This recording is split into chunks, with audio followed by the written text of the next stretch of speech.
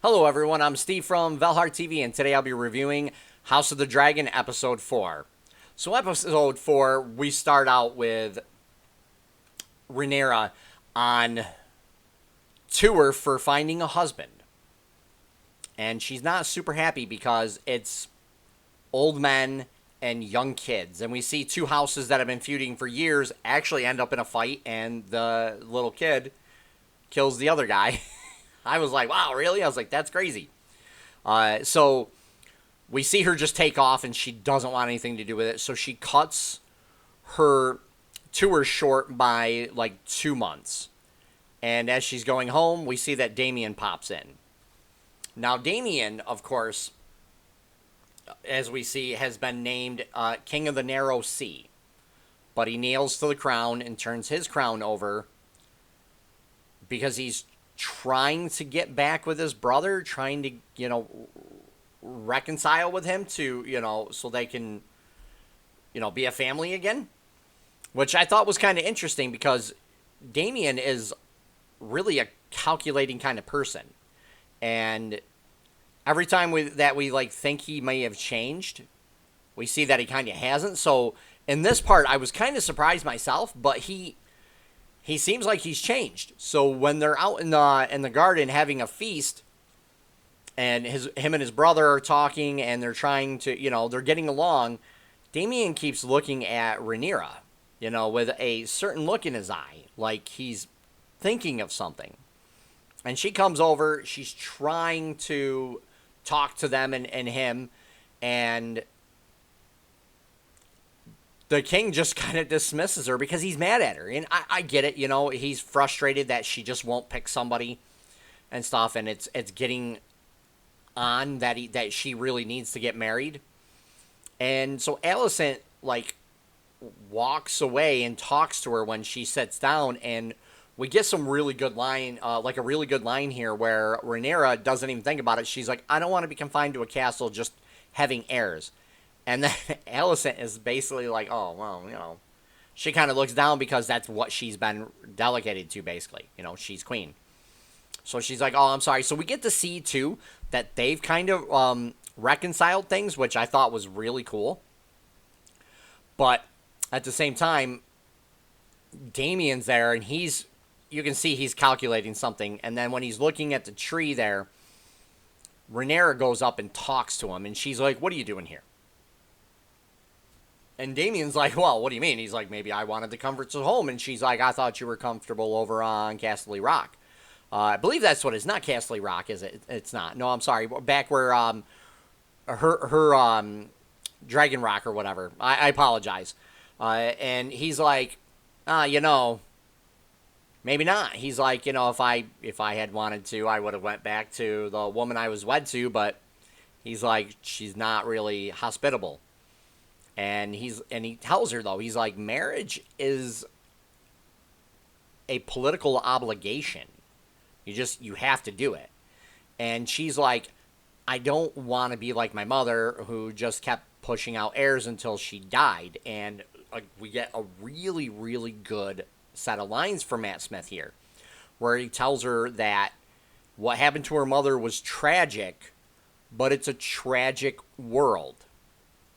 And he basically is trying to tell her that things like this happen in their world.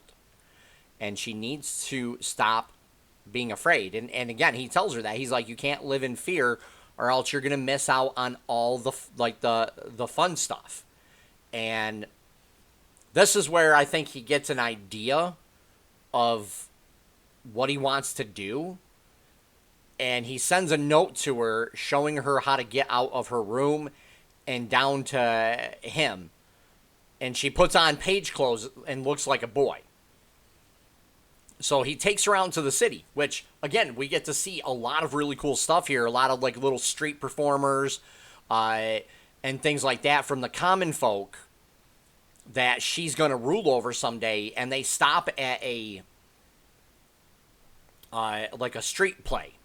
And this is kind of where she gets a reality check a little bit, where they're talking about her or her brother setting the throne, And everybody is pretty much saying that they want a male to sit the throne. And she turns to Daemon and is like, I don't care what these people think. They're not important. And he's, and that's the basic gist of it. And he just looks at her and he's like, you're going to have to care about what they think because you're going to rule over them someday. But he smiles at the same time because she's kind of trying to be defiant. And then they keep going. And she almost gets caught by one of the gold cloaks. And but he lets her go and keeps moving on. And Daemon takes her to a brothel. Now, of course, he's doing it on purpose. We can finally see that he's calculating how he's going to do certain things to get to the Iron Throne. Because he wants the throne for himself as well. So he goes in and he shows her all this stuff that pleasure is both for men and women. They both can equally enjoy it together. And again, there's another scene just before that where we see that Alicent is woken up because the king wants to get down. He wants to get down and boogie. And she's not enjoying it. And the king kind of realizes this. He kind of sees it. And Damien's trying to show her that that's not always the case. That you don't have to be like that. And that awakens something in her. And they start to do stuff. But then Daemon backs out of it and just, abandons her. Literally leaves her.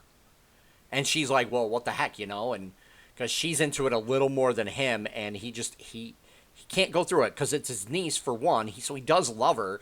But he knows he's just using her. And he doesn't want to go through like that. So he just leaves it at that. And, of course, when she goes back out and goes back into the castle, oh,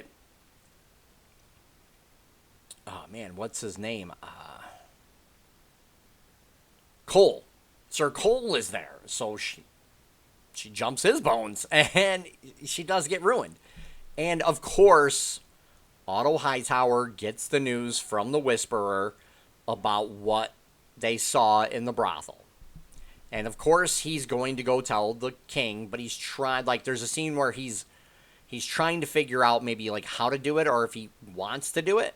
But then he goes and tells him anyways, and this is where the king starts to realize, again, some stuff about being manipulated. And he's like, are your ambitions that high that you want to ruin my daughter so you're having her followed all over the place so you can get a male heir put on the throne? And he's like, well, no, he's like, no. And the king's like, just get out of here because this is news I now have to deal with because now she's ruined. And, of course, he has Daemon dragged in.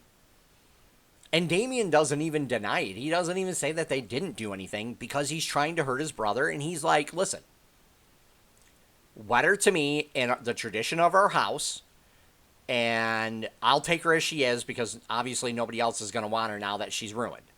And the king, again, like a light bulb goes on and is like, this is why you took her out.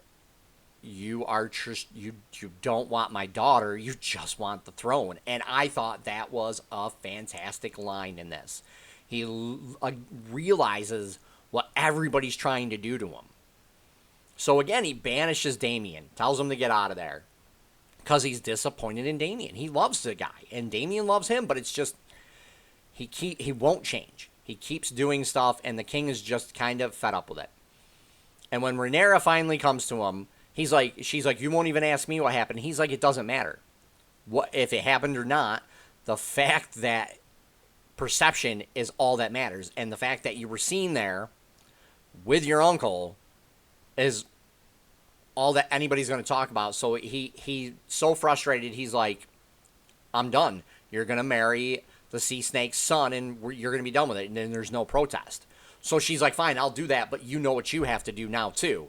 So he calls, and this is where Otto Hightower and him end up having a talk about how he served the realm faithfully, but he can't trust his judgment anymore because it's clouded, because he wants his grandson on the throne. He wants a male on his throne, and he's willing to do whatever he needs to ruin Rhaenyra's claim to the throne.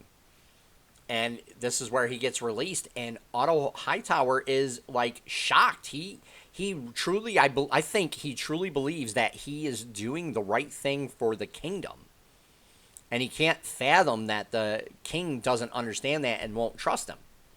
So I really thought this whole episode was fantastic. It was a little slower than the first three. Well, no, I mean than the third one, I should say, not the first two, but because we're getting a lot more context and we're getting a lot more build-up for, I think, maybe like a civil war or something's coming. But we really get the sense that all these decisions are finally coming to a head, like everything's going downhill, kind of. So I would honestly give this a 7.5, 8 out of 10 easily, because it was just another great episode. And the standout in this episode was not Matt Smith this time. It was Paddy Considine. I'm going to mispronounce his last name, so I apologize. But Paddy, who plays Viserys, his performance in this was, spot on, was fantastic, because literally he starts to realize that everybody has manipulated him, including Otto Hightower sending his daughter to him to help him through his grief. And that was a calculated marriage right there, because he's like, well, if they get to know each other, he'll probably end up marrying her, because the only other prospect is a kid, like a 10 or 12-year-old little girl. And the king's like, I'm too old for that. So, yeah, this was all calculated by all these different people, which was fantastic. And he's starting to realize that stuff. So I can't wait for the next episode, to be honest with you. If you guys like what I do, please hit the like button and subscribe. And if you didn't like what you heard, I thank you anyways. Have a great day, everyone.